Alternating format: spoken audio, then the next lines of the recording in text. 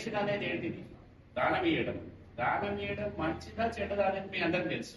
ఇవ్వడం అనేది ఏంటిది? ఇవ్వడం వల్ల మంచిగా, తీసుకోవడం వల్ల మంచిగా?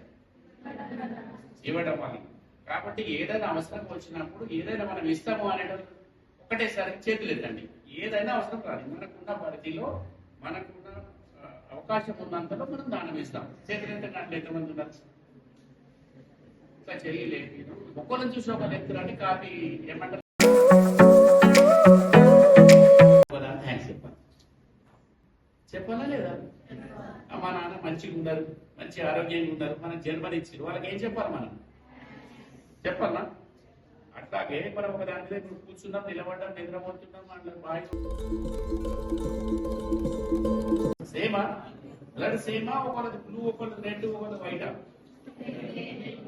ఇప్పుడు రైస్ తిన్నప్పుడు ఎట్లుంటది? రైస్ రంగు.